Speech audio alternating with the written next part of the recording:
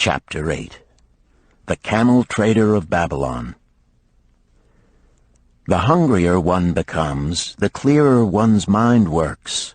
Also, the more sensitive one becomes to the odors of food.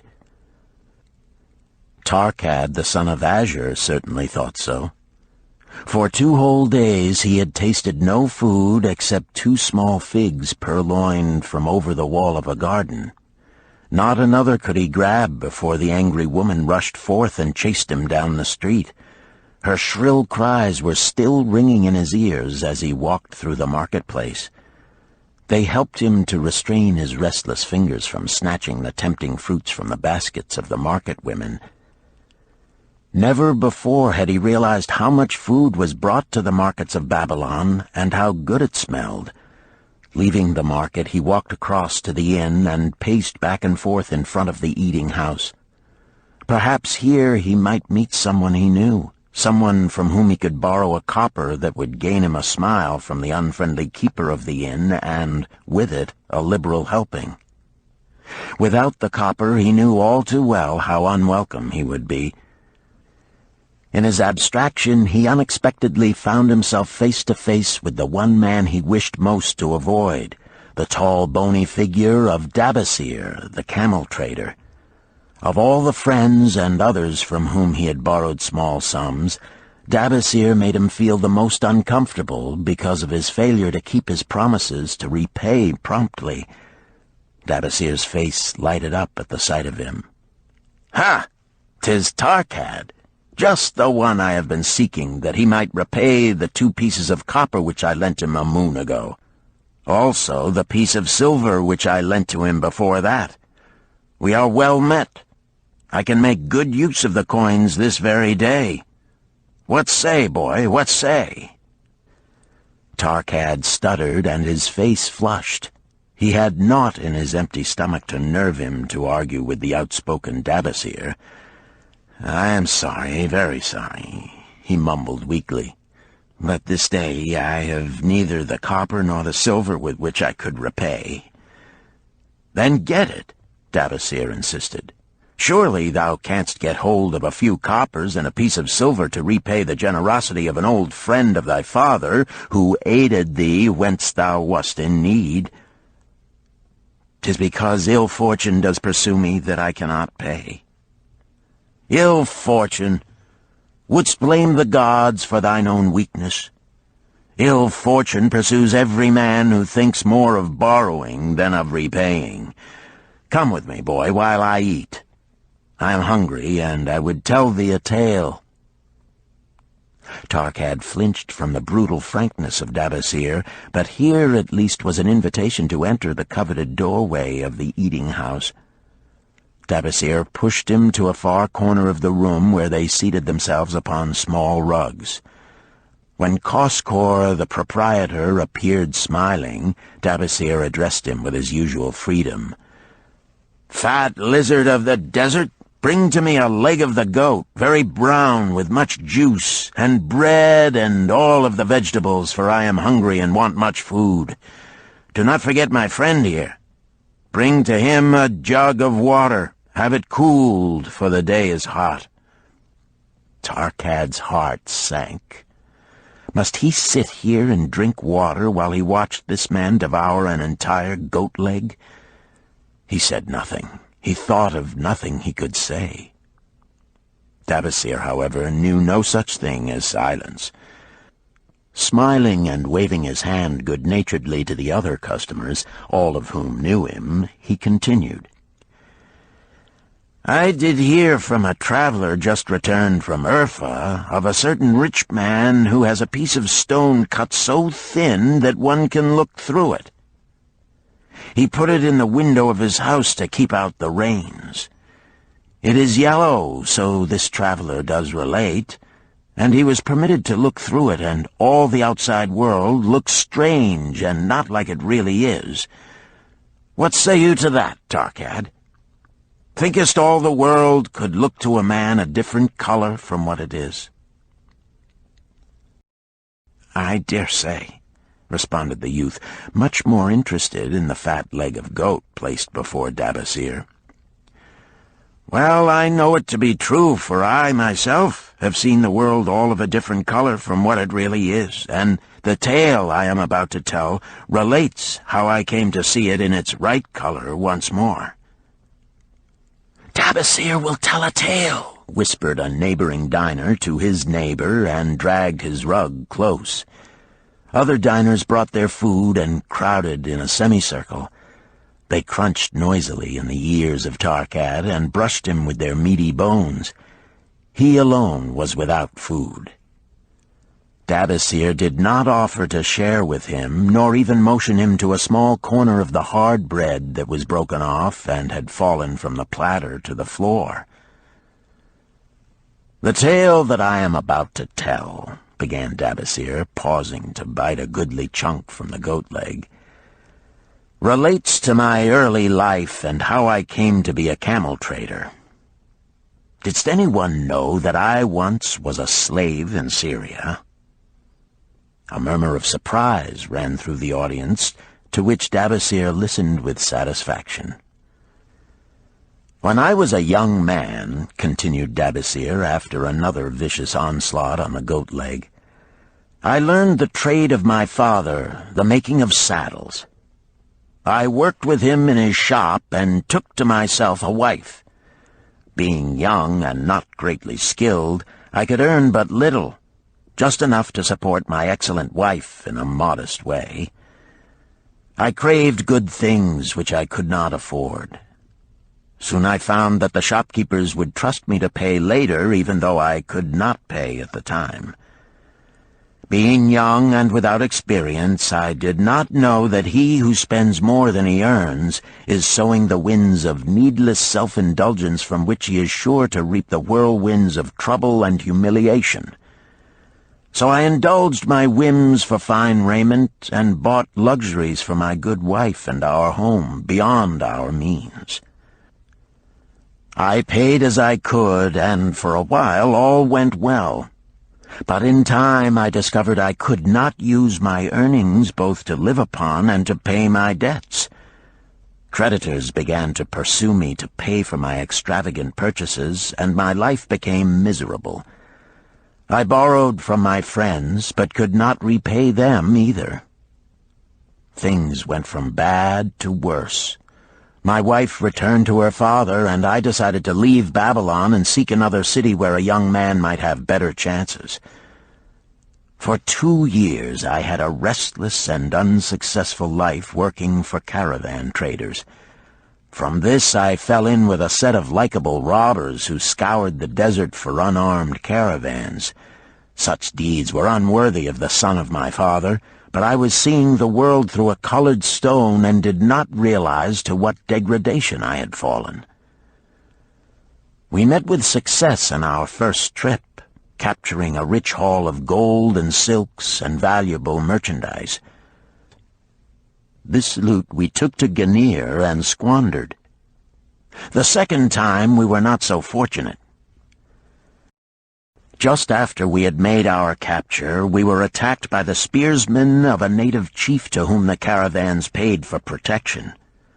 Our 2 leaders were killed, and the rest of us were taken to Damascus, where we were stripped of our clothing and sold as slaves.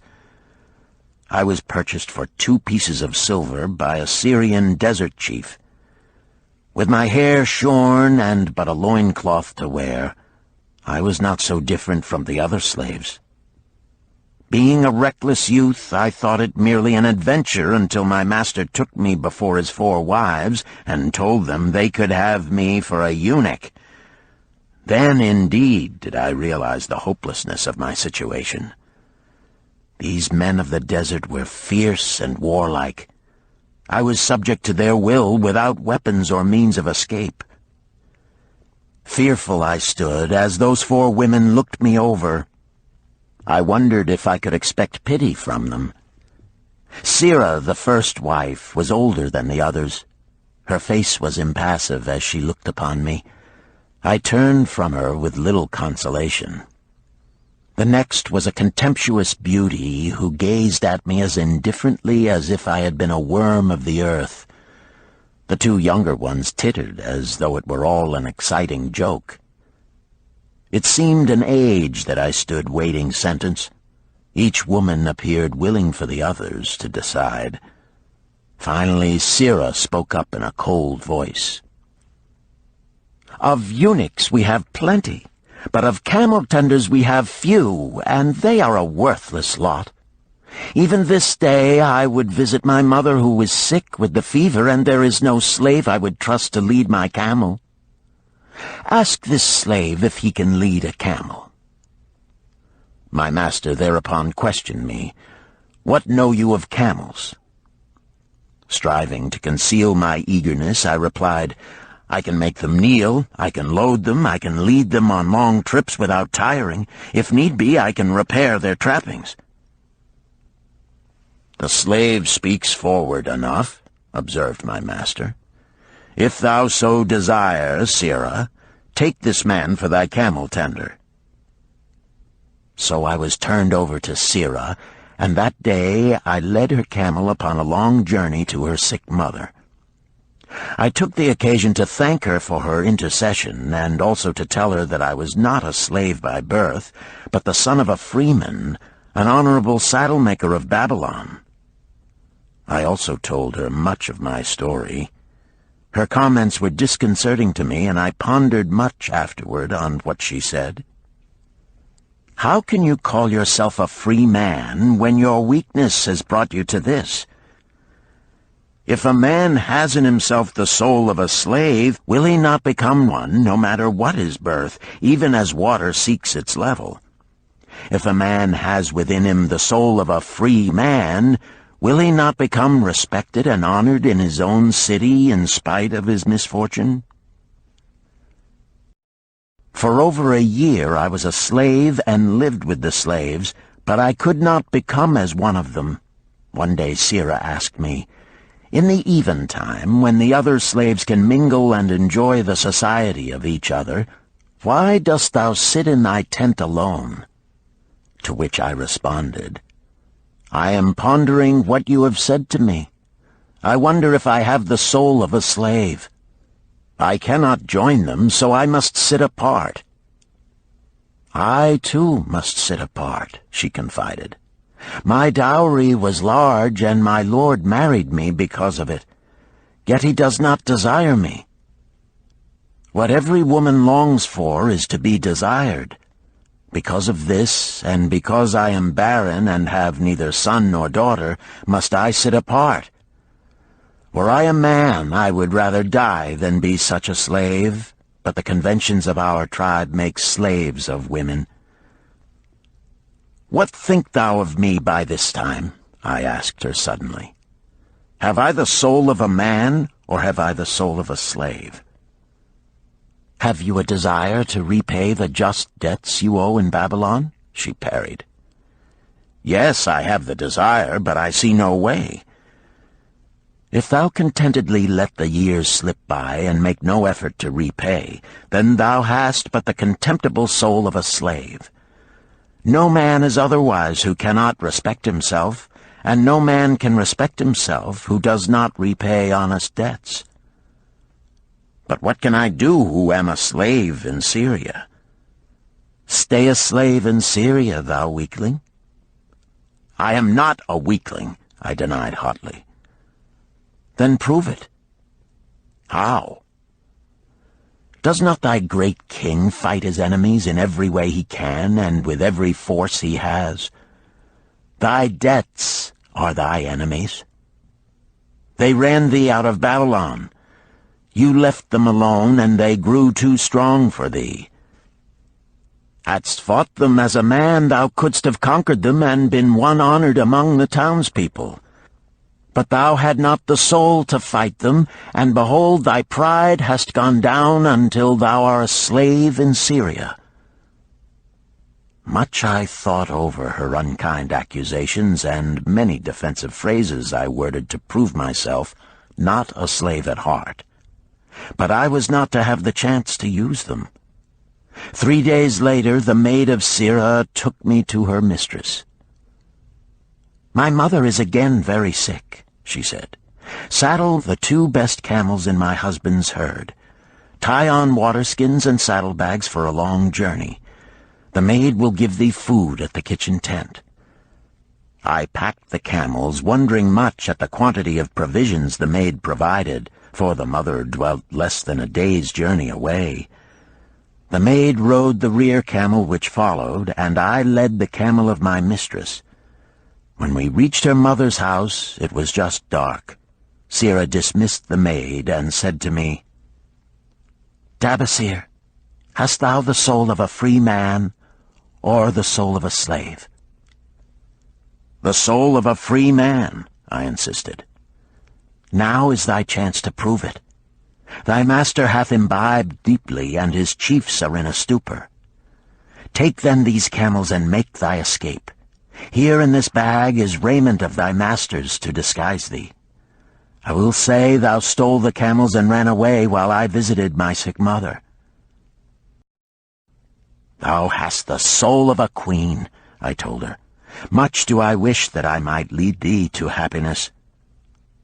"Happiness," she responded, "awaits not the runaway wife who seeks it in far lands among strange people. Go thy own way, and may the gods of the desert protect thee, for the way is far and barren of food or water." I needed no further urging, but thanked her warmly and was away into the night. I knew not this strange country, and had only a dim idea of the direction in which lay Babylon, but struck out bravely across the desert toward the hills. One camel I rode, and the other I led. All that night I traveled, and all the next day, urged on by the knowledge of the terrible fate that was meted out to slaves who stole their master's property and tried to escape. Late that afternoon I reached a rough country as uninhabitable as the desert. The sharp rocks bruised the feet of my faithful camels, and soon they were picking their way slowly and painfully along. I met neither man nor beast, and could well understand why they shunned this inhospitable land. It was such a journey from then on as few men live to tell of. Day after day we plodded along. Food and water gave out. The heat of the sun was merciless. At the end of the 9th day, I slid from the back of my mount with the feeling that I was too weak to ever remount, and I would surely die, lost in this abandoned country. I stretched out upon the ground and slept, not waking until the first gleam of daylight. I sat up and looked about me. There was a coolness in the morning air. My camels lay dejected not far away. About me was a vast waste of broken country covered with rock and sand and thorny things. No sign of water, not to eat for man or camel. Could it be that in this peaceful quiet I faced my end? My mind was clearer than it had ever been before. My body now seemed of little importance. My parched and bleeding lips, my dry and swollen tongue, my empty stomach, all had lost their supreme agonies of the day before. I looked across into the uninviting distance, and once again came to me the question, have I the soul of a slave or the soul of a free man? Then, with clearness, I realized that if I had the soul of a slave, I should give up, lie down in the desert and die, a fitting end for a runaway slave. But if I had the soul of a free man, what then? Surely I would force my way back to Babylon, repay the people who had trusted me, bring happiness to my wife who truly loved me, and bring peace and contentment to my parents. "Thy debts are thine enemies who have run thee out of Babylon," Sira had said. Yes, it was so. Why had I refused to stand my ground like a man? Why had I permitted my wife to go back to her father? Then a strange thing happened. All the world seemed to be of a different color, as though I had been looking at it through a colored stone which had suddenly been removed. At last I saw the true values in life. Die in the desert, not I. With a new vision I saw the things that I must do. First, I would go back to Babylon and face every man to whom I owed an unpaid debt. I should tell them that after years of wandering and misfortune, I had come back to pay my debts as fast as the gods would permit.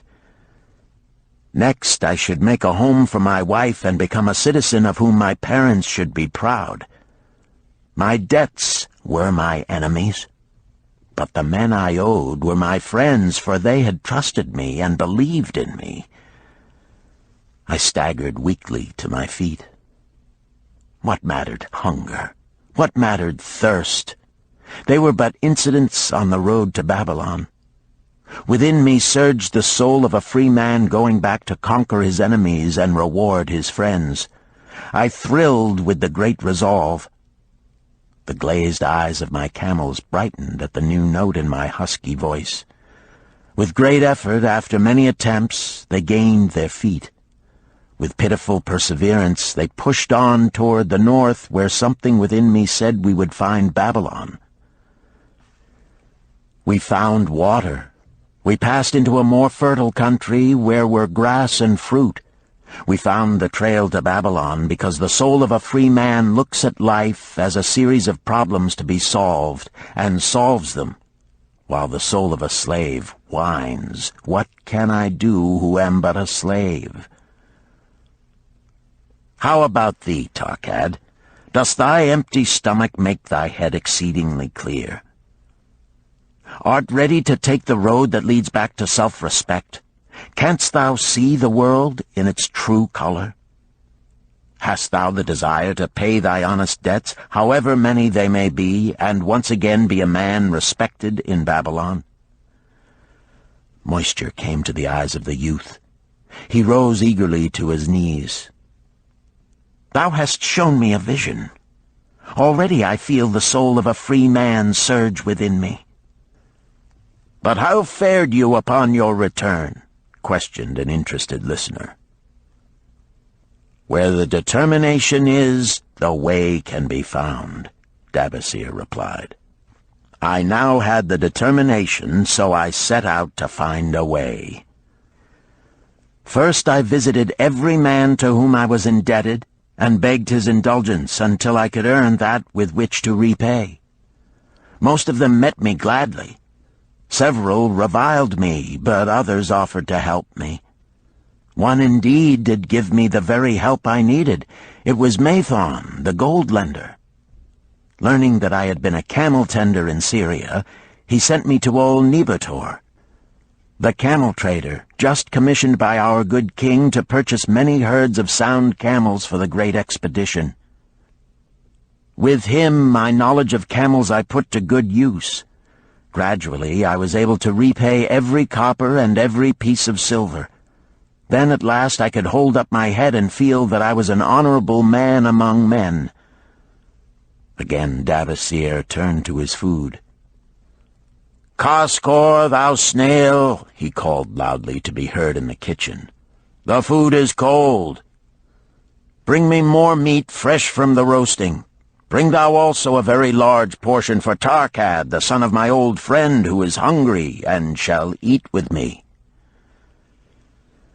So ended the tale of Dabasir, the camel trader of old Babylon.